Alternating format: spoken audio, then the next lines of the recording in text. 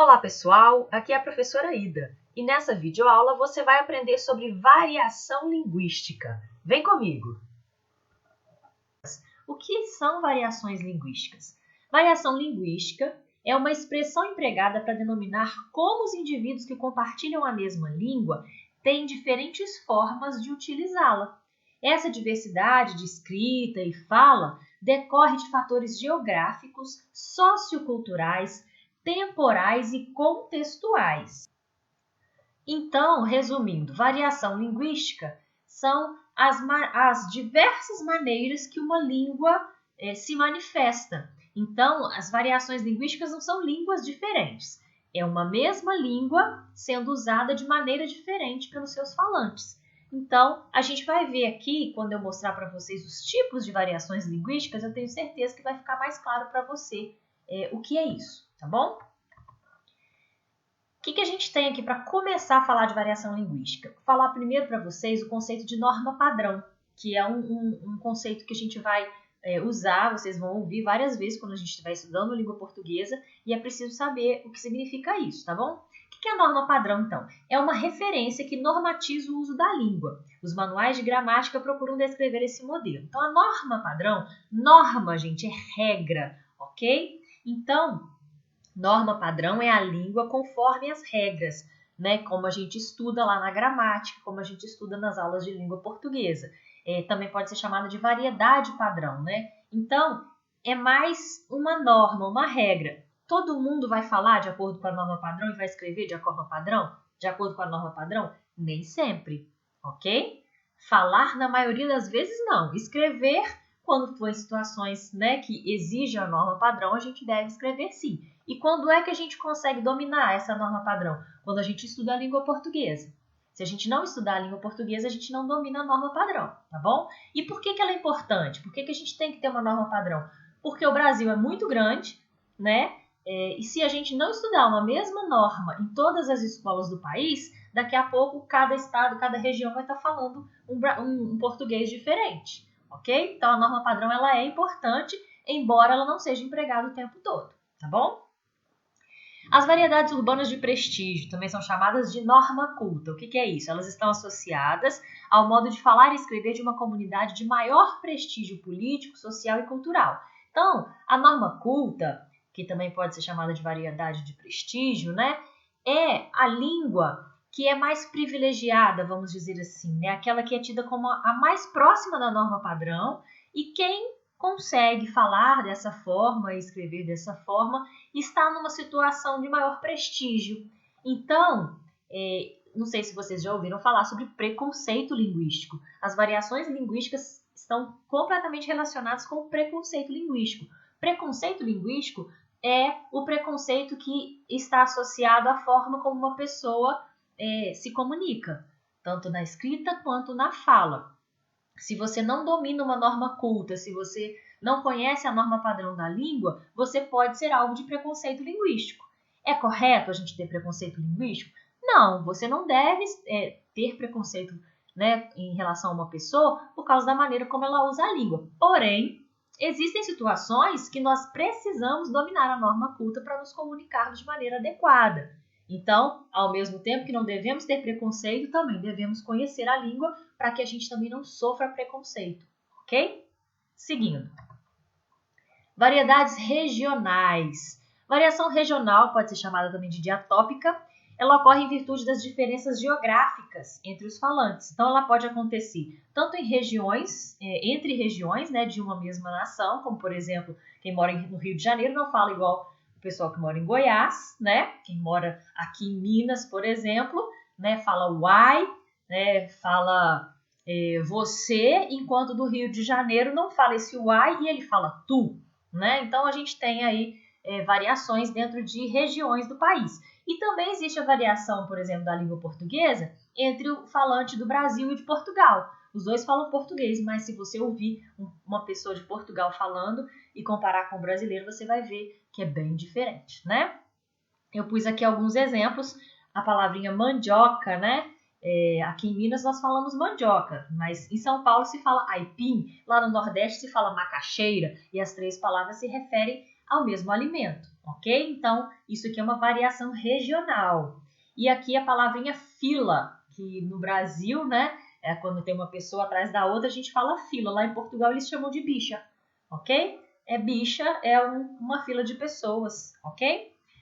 Então, essa é a variação regional. São palavras, expressões, maneiras de falar que vão variar de uma região para outra. Variedades sociais. A variação social, chamada de diastrática, é uma variação de uso da língua por um grupo de falantes que compartilham características socioculturais, que é de classe socioeconômica, de nível cultural, profissão, idade, ou seja, é uma forma de se comunicar, das expressões usadas, né, palavras usadas, entre integrantes de um determinado grupo.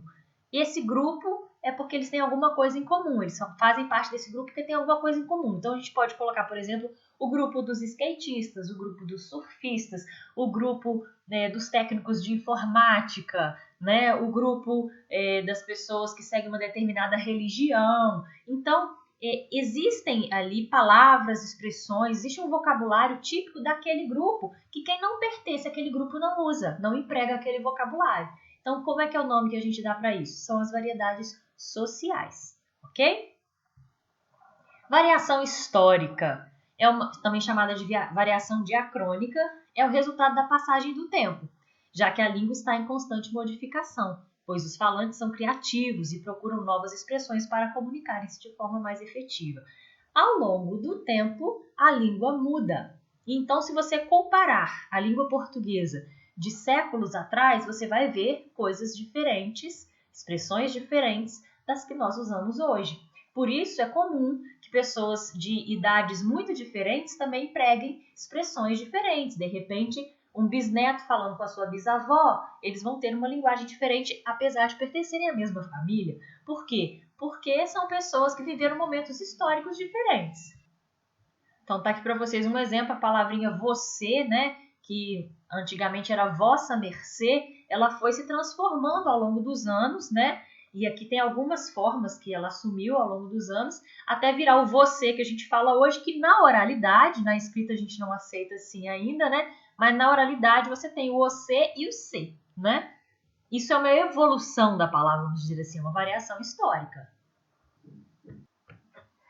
Continuando aí, que nós temos variedade situacional. Situacional nos lembra situação. Quando escrevemos ou falamos, é preciso adequarmos nossa linguagem à situação de comunicação, que envolve os interlocutores, que são as pessoas que estão se comunicando, o contexto, que é a situação em que elas estão, e a intenção de quem produz o texto, ou seja, para que ela está falando, para quem, né, o que ela quer com aquilo, ok? Então, a variedade situacional é você adequar a sua linguagem à situação de comunicação. Então, cada situação exige uma forma de linguagem. Então, tem um exemplo aqui, né? Uma charge aqui. Achamos que você passa tempo demais batendo papo na internet. E a forma como o menino responde, é claro que aqui é só na charge, né, gente? Porque ninguém fala do jeito que escreve, né? Aqui a gente só consegue perceber essa diferença porque está escrito e não falado. Não é verdade, ainda tem aqui uns símbolozinhos aqui, que seriam aquele emoji, né? Na internet. Então, a situação aqui, de que está falando nessa charge? Da situação da internet, de uma rede social, no WhatsApp, por exemplo, que você pode tranquilamente usar uma linguagem que não vai ser aceita, por exemplo, na redação do Enem. Né? Então, são situações diferentes, você tem que empregar variedades linguísticas diferentes, ok? Seguindo, então, para terminar, registro formal e informal da língua. O que é o registro informal? Ele é adequado a situações mais descontraídas, que possibilitam o uso de um vocabulário mais pessoal, afetivo, como numa conversa entre amigos ou um texto menos oficial. E o formal? Ele é adequado a situações mais formais, que pedem vocabulário mais técnico e objetivo, como um discurso oficial, um seminário, um artigo científico. Então, eu gosto muito de usar o exemplo aqui da roupa. Quando você vai num lugar mais formal, numa situação mais formal, como por exemplo uma formatura, um casamento, né? Você trabalha no fórum, no escritório de advocacia, você usa roupas mais formais. Então você vai usar um terno, uma camisa, né? Se for um vestido ou uma saia vai ser mais comprida, ok? Um calçado mais adequado. Agora, se você vai à praia, se você vai na casa da sua avó, se você está dentro da sua casa, né? Se você vai no clube, você vai de chinelo, de camiseta, de bermuda, de short, de biquíni. Por quê? Porque é uma situação mais informal. Então, da mesma forma que a gente adequa nossa forma de vestir, a nossa roupa, à situação em que a gente vai usar essa roupa, a linguagem também. A gente adequa a nossa linguagem à situação em que a gente está usando essa linguagem, ok? Mais formal ou mais informal, de acordo com a necessidade. Bom, pessoal, vou ficando por aqui. Eu espero que essa videoaula tenha te ajudado a compreender melhor esse conteúdo. E se você ainda assim tiver alguma dúvida, pode entrar em contato comigo, ok? Fiquem com Deus e até a próxima!